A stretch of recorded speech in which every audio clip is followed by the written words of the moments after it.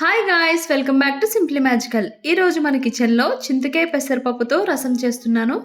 ఈ రసం మనం ఎప్పుడైనా మన నోరు బాగాలేనప్పుడు, ఫీవరిష్గా ఉన్నప్పుడు ఏమీ తినాలి అనిపించదు కదా, అప్పుడు పుల్లపుల్లగా ఇలాంటి రసం చేసుకొని తిన్నారంటే చాలా హాయిగా ఉంటుంది, చాలా తేలికగా కూడా ఉంటుంది. ఇది చింతకాయల సీజన్ కాబట్టి మనకి చింతకాయలు ఎక్కడైనా సరే ఈజీగా అవైలబుల్ ఉంటాయి. తప్పకుండా తీసుకొని ట్రై చేయండి. ఇక్కడ ఈ రెసిపీ కోసం నేను 3 పెద్ద సైజు లావుగా ఉన్న చింతకాయలు తీసుకున్నాను. సో ఇందులో చాలా ఎక్కువ గుజ్జు ఉంది కాబట్టి ఇవి సరిపోతాయి. సో ఇప్పుడు వీటిని శుభ్రంగా వాష్ చేసుకొని 5 మినిట్స్ పాటు మీడియం ఫ్లేమ్లో బాయిల్ చేసుకోవాలి. మెత్తగా అయ్యేంత వరకు బాయిల్ చేసుకుంటే సరిపోతుంది. చింతకాయలు మెత్తగా అవ్వడానికి మనకి అంత పెద్ద టైం ఏం తీసుకోదు, చాలా త్వరగానే అయిపోతుంది. చింతకాయలు మునిగేలాగా వాటర్ యాడ్ చేసుకోండి. ఇక్కడ నేను 1 గ్లాస్ వాటర్ని యాడ్ చేసుకున్నాను. ఒక గరిటెతో కానీ స్పూన్తో కానీ ఇలా కట్ చేశారంటే మెత్తగా కుక్ అయిందో లేదో తెలిసిపోతుంది.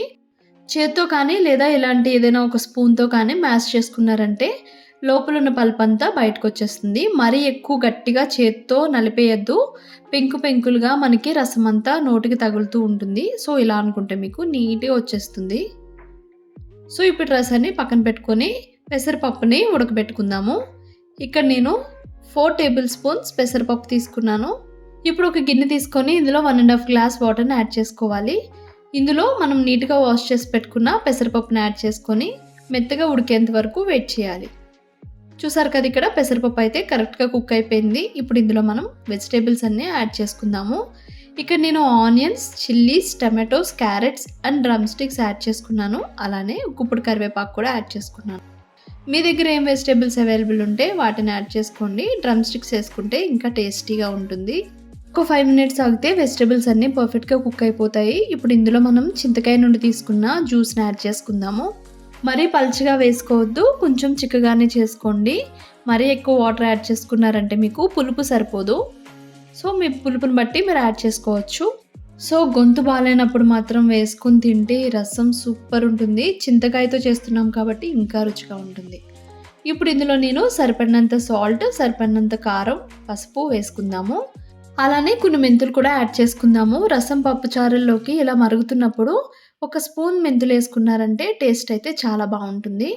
ఆల్మోస్ట్ రసం మరిగిపోయింది అన్న టైంలో గుప్పెడు మునగాకును కూడా యాడ్ చేసుకోండి, రుచికి చాలా బాగుంటుంది.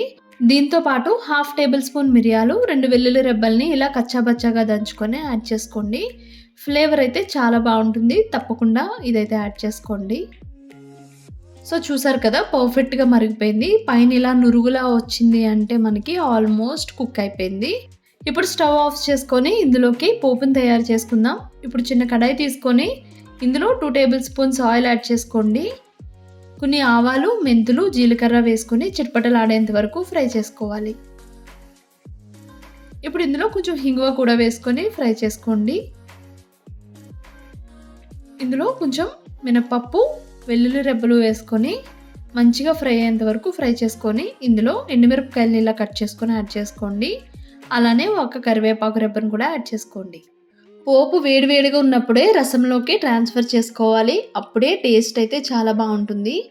ఇంతే అండి, చాలా సింపుల్ అండ్ ఈజీగా చేసుకునే పెసరపప్పు చింతకాయ రసం రెడీ అయిపోయింది. తప్పకుండా మీరు ట్రై చేయండి. ఎలా వచ్చిందో నాకు తెలియచేయండి. నా వీడియో కనుక మీకు నచ్చితే please do like, share and subscribe my channel. నా లేటెస్ట్ వీడియోస్ నోటిఫికేషన్ కోసం పక్కనే ఉన్న బెల్ ఐకాన్ని క్లిక్ చేయండి.